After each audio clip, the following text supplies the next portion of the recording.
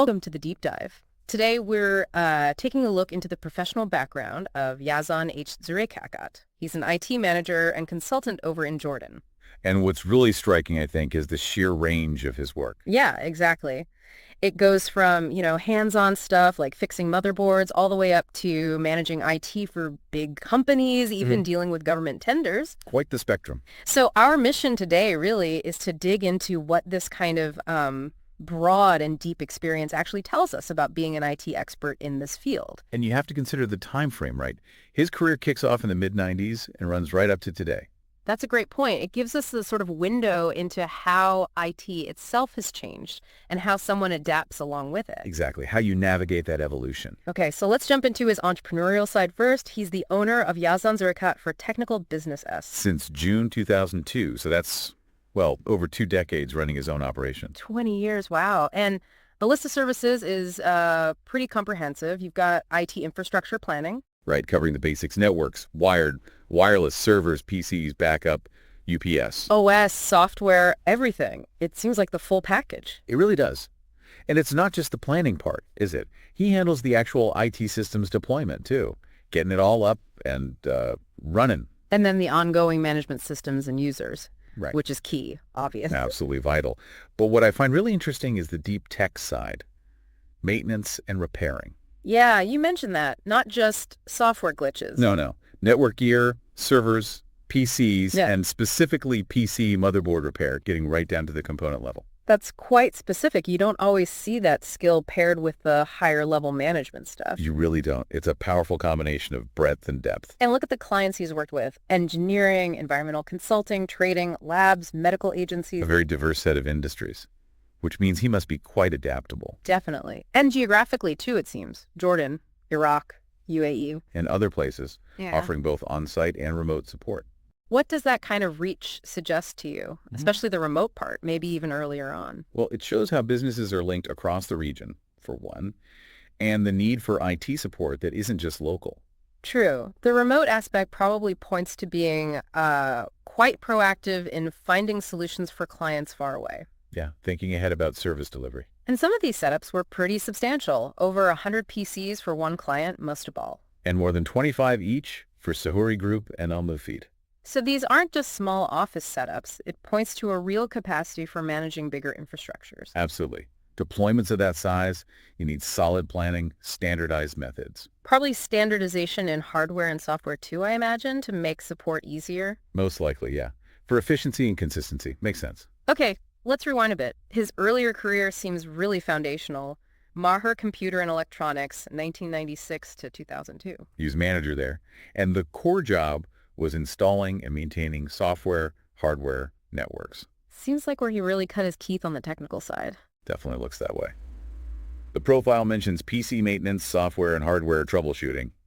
And again, that motherboard repair and BIOS flashing. BIOS flashing, that's pretty low-level stuff. Updating the very first software that boots the computer. It signals a really fundamental grasp of how the hardware works. Deep understanding. Right. And it wasn't just PCs, EEPROM and microcontroller programming.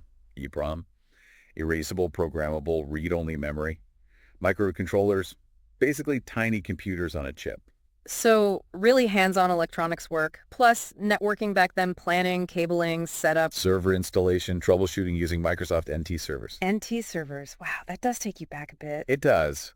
But, working with something like NT, even though it's old now. You learn the fundamentals. Exactly. The core concepts of network OS, server admin, user management, file sharing, protocols, those ideas are still relevant today, just in newer systems. Makes sense. It's the foundation. And he was setting up specific server apps, too, like proxy server, mail exchange, web server, IC. So providing key network services from early on. Now here's a twist. He was also doing sales. Ah, right. Electronic parts, PCs, tools, cables, batteries. And involved in government tenders. That's not just tech work. That's understanding the business side. That's a really good point. How valuable is that dual perspective, do you think? Seeing both the tech and the procurement commercial side. Hugely valuable, I'd say. It gives you a much rounder view of the whole IT ecosystem.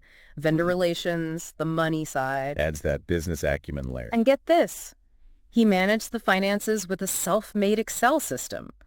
Budgets, charts. Resourceful. Yeah. Shows initiative. Right. and an understanding of the operational side, even within a management role back then. Very organized. Even before Maher Computers, there was a brief stint in early 96, Orient Technical Services. Working on the Nesue Buildings project. Yeah, maintaining over 300 PCs and printers, that's a big environment to walk into early in your career. Definitely baptism by fire.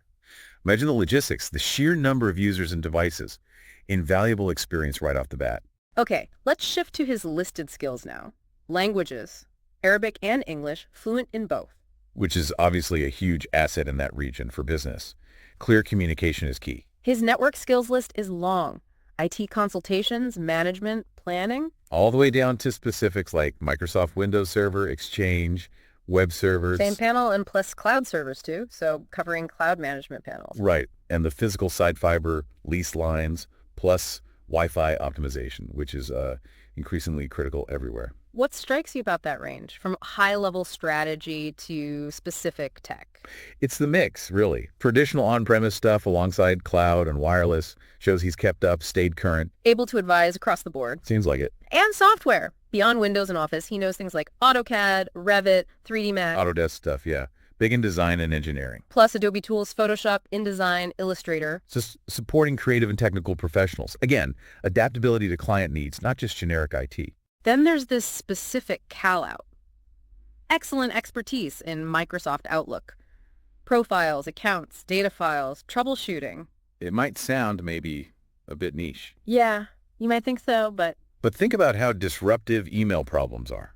If you're really good at fixing Outlook issues, that's incredibly valuable for user productivity. Good point. It shows a focus on the user experience, solving those everyday frustrations. Client satisfaction right there. Exactly. Those practical day-to-day problems matter a lot. And looking at his education, a BSE in Electronic and Electric Engineering, focused on computer engineering, from Aleppo University back in '95. That's a strong technical grounding.